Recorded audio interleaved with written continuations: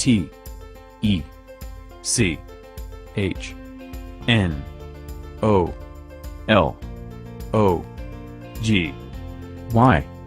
Technology. Over the short period of time in which technology has been around in our lives, they have had an enormous impact, both beneficial and consequential. All groups of people are affected directly and/or indirectly by the use of technology. One major group affected by the use are children. Children are largely affected by the use of technology and are now affected more than ever. Many studies have been conducted regarding technology's effect on social interaction and face-to-face communication of growing children since the rise of cell phone and social media usage in the late 2000s.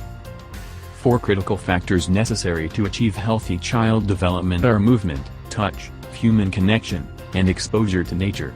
These types of sensory inputs ensure normal development of posture, bilateral coordination, optimal arousal states, and self-regulation necessary for achieving foundation skills for eventual school entry. As children spend more and more time using technology, their abilities in each one of these areas are greatly reduced. A mere 20 years ago, children used to play outside all day, riding bikes, playing sports and building forts. Masters of imaginary games, children of the past created their own form of play that didn't require costly equipment or parental supervision. They don't know how to handle conflict face-to-face because so many things happen through some sort of technology, said Melissa Ortega, a child psychologist at New York's Child Mind Institute. Another thing I'm noticing is they may have trouble initiating interactions, those small talk situations. They don't have as much experience doing it because they're not engaging in it ever. They always have something else going on, she said. Real-life conversations, Baroness Greenfield continued, are, after all, far more perilous than those in the cyber world. They occur in real time, with no opportunity to think up clever or witty responses, and they require a sensitivity to voice tone and body language. This video further explains this. Of the over 75 billion text messages sent monthly in the US, teens ages 12 to 17 send the most, with an average of 2,272 texts each month per teen, according to Nielsen Company. Online, children and teenagers can have hundreds of friends without having to leave their home or open their mouths.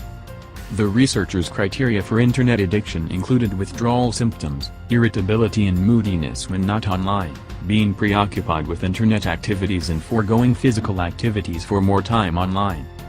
These effects can then transition into the future. For example, during job interviews, since they spent the majority of time during their childhood with their faces to a screen, children once adults will struggle with such scenarios. In any type of interview, presentation and oral performance are crucial. However, by not engaging in real-life conversations, humans lose the skill to properly read body language and communicate properly as well formally. This can then lead to other unwanted results, as one is frustrated or even angry at the fact that they did not get this job and are confused as to why they cannot say the things they wanted to say.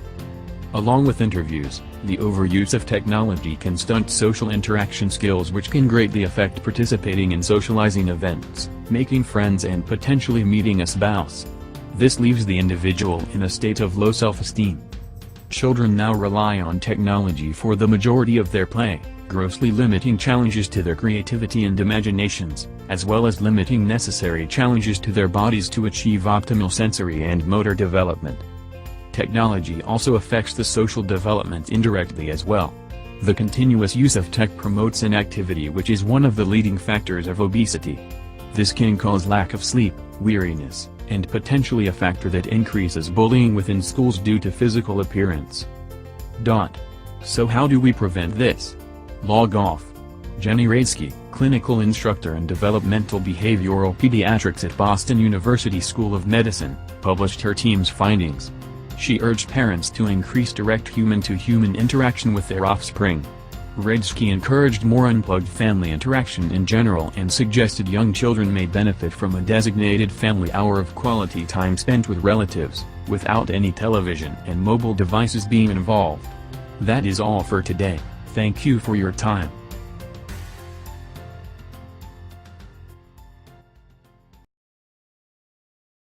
Created using Powtoon.